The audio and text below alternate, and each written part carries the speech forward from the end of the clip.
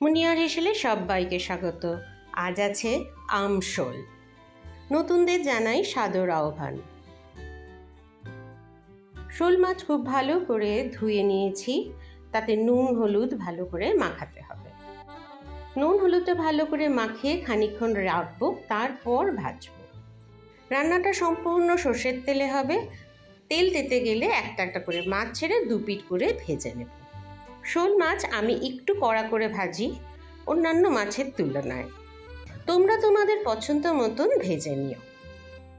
মাছগুলো ভাজা হতে হতে কেটে নিয়েছি একটা কাঁচা আম।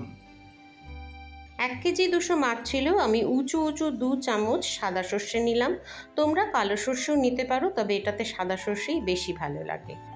নিজের স্বাদ মতন লঙ্কা দিয়ে নেবেন, নুন দিয়ে দেবে। আর যেটা খুব দরকারি সেটা হচ্ছে কিছুটা মৌরি।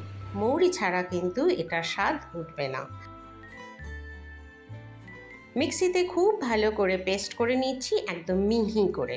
পেস্টটা সরিয়ে রাখলাম। ফোড়নে দিচ্ছি কাঁচা লঙ্কা আর কালো জিরে।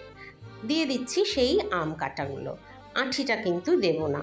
আমার আমটা বেশ মিষ্টি মিষ্টি, তাই আমি 8 পিসি দিয়ে দিলাম। যদি খুব টক হয় তাহলে বুঝে আম দিও। 4 থেকে 5 টুকরো আম দিলেই হয়ে যাবে। অল্প একটু সাঁতলে নিয়েই দিয়ে দিলাম পেস্ট। সর্ষে পেস্টটা ভালো করে সাঁতলাতে হবে, কিন্তু খুব বেশি সাঁতলাতে হবে না। সর্ষে যদি খুব বেশি সাঁতলাও তাহলে কিন্তু অনেক সময় তিতো হয়ে ওঠে। দিয়েছি 1 চিমটি নুন আর মিষ্টি, কারণ যেহেতু আম একটু টক। হলুদটাও দিয়েছি কিন্তু মাত্র 1/2 চামচ। এইভাবে ফুটে উঠলেই দিয়ে দেব জল। আমি 1 গ্লাস জল দিয়েছি। আম তো মোটামুটি সেদ্ধই হয়ে গিয়েছে। মাছ সেদ্ধ হতে যেটুকু জল সেইটুকুই দিলাম।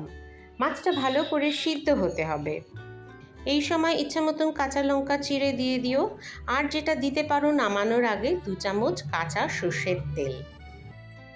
মাছ যখন ফুটে উঠবে একটা সুন্দর মৌরি সর্ষের গন্ধ পাবে, সঙ্গে কাঁচা সর্ষের তেলের গন্ধ তো অতুলনীয়। নতুনদের কাছে অনুরোধ রইল, পুরোটা দেখো, লাইক করো, ভালো লাগলে অবশ্যই সাবস্ক্রাইব করে পাশে থেকো। এটা অনেক পুরনো রান্না, তোমাদের সাথে শেয়ার করে নিলাম। বড়দের সাথে শেয়ার করে নিও, বন্ধুদের সাথে শেয়ার করে আমার রান্নাটা সবার কাছে পৌঁছে দিও।